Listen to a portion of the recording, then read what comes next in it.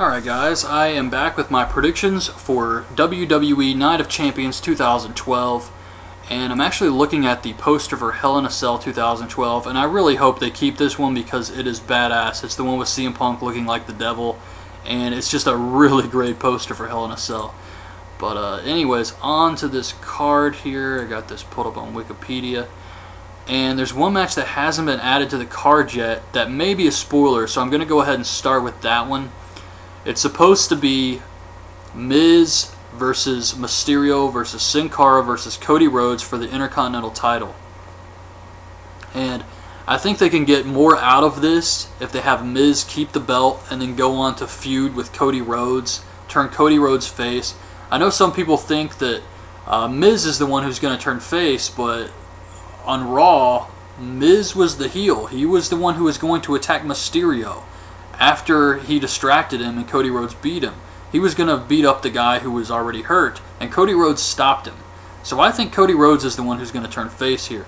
So I think Miz finds a way to keep the belt and then goes on a feud with Cody Rhodes. They look like they may want to give the belt back to Cody. I don't think that's going to help him anymore. I think they've already done that, and the fans are tired of seeing it.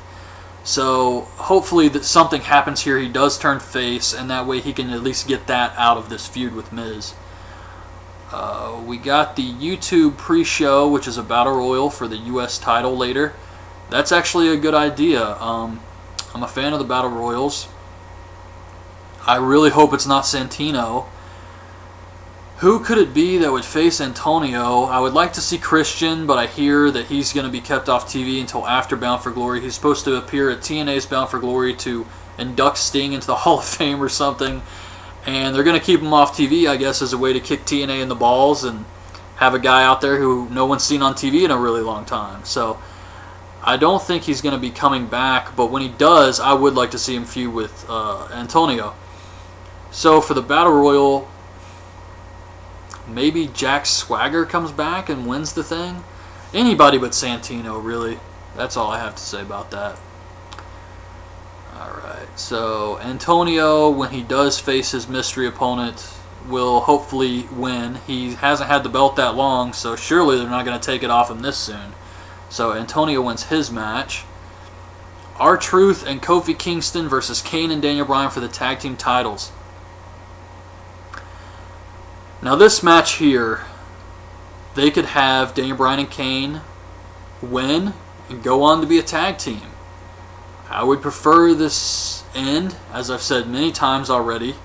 It was fun while it lasted, but it's time to get back to being serious. And hopefully they can't work as a team. It falls apart, and we get a match with Kane and Daniel Bryan sometime in the future, and it's over. And Daniel Bryan can go on to do something else before he becomes a comedy character like R-Truth. However, I do have to say that watching SmackDown last week, and they recapped this on Raw this week, that segment where they hug each other, only in the recap, the Hug It Out segment. During the recap, they build it up, and when they finally hug, it plays this weird psychedelic music with these shapes and colors, and it's something like it's a Smiley Face World song. And it reminded me of the Partridge Family. It was really bizarre, but awesome. And normally I fast forward through the recaps. But I'm glad I saw this one because it's great. So if you also fast forward, you really need to see that because it's really good stuff. So for this match, I'm going to say R-Truth and Kofi Kingston keep the tag team titles. I mean, it's also something WWE could do to spark something in the division, but yeah, I'm going to say they keep it on Kofi and Truth. Randy Orton versus Dolph Ziggler. Orton's supposed to leave to go shoot that movie. Hopefully they will not have Dolph lose to him before he's gone, and they really need to build Dolph up. He's had that money in the bank, and he's still not at that level where he could be a believable champion, and people could say, oh, he's going to defend the title every week and keep the belt. They really need to build this guy up. He's beat Jericho once. He beat Randy Orton once by cheating. He needs that. He needs this win right now. So I'm going to say Dolph beats Orton.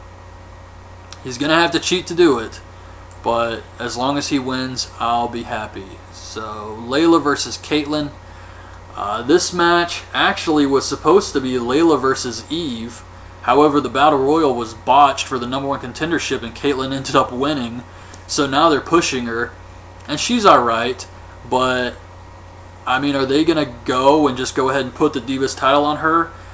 This is another case where I think they could get more out of Caitlyn by having this feud continue a little bit longer. So I would say that Layla wins.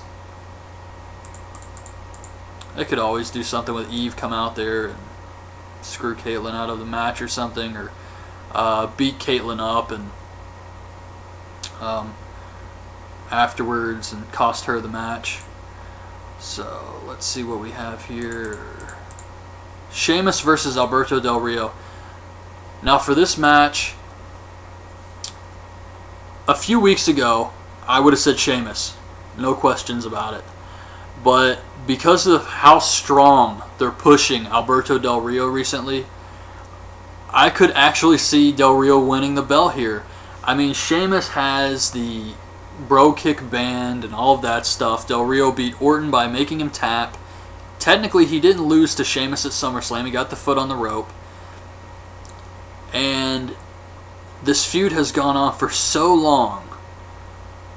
Actually, if Del Rio wins, it's probably going to continue even longer. I mean, who else could he face? If Del Rio won the belt, who's he going to face on SmackDown? So, it really is a tough one here. I still have that feeling, though, that no matter how strong they've pushed Del Rio, he's just not going to win. Something could happen. Sheamus could beat him with a bro kick, but then get stripped of the belt, something like that. But regardless, I'm going to say for this match, Sheamus wins. But I have really enjoyed the strong push they've been giving Del Rio, because I do think he's got great heel potential. And last match is CM Punk versus John Cena for the WWE title. This should be awesome. Both guys did a great job on the Go Home show. And I know it's Cena's hometown, but Punk is going to win this match. He's got Heyman with him. And there is no way they built up this heel stable, brought Heyman in, just to have Punk lose the belt.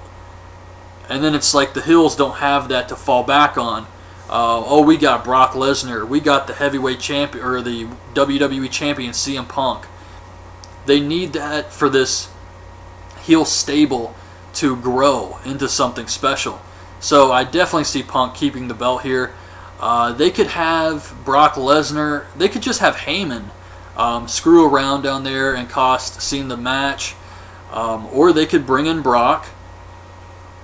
And I was also thinking that because of Brock's schedule and how he works, limited dates, he can't work every single show, or he's not going to because of his contract, they could bring in the Big Show and have Punk, Lesnar, Heyman, and Big Show, and have Big Show kind of work the big guy who can help Punk win matches while Brock's away, and then Brock can come in and do his thing too. So I could see Big Show doing that. And where is Big Show? Where's he been? This could be the show he comes back on, helps Punk keep the belt, and then here we go. We got Heyman, Punk, and Big Show, and of course Brock will be back in the future, and he joins up with them. But yes, for this match, CM Punk, he's going to have to cheat. There's no way he's beating John Cena clean in Boston. It's just not going to happen. And I don't really care. I mean, as long as Punk, he's the heel champion, as long as he keeps the belt and goes over here, I'm happy. So, yeah, that's it. This actually has a lot of potential to be a good show here. I know some people don't really care for Sheamus versus Del Rio, but I actually like their matches, and I don't mind this one. Punk versus Cena should be awesome. Orton versus Ziggler. The tag match, kind of just whatever, but it could be good.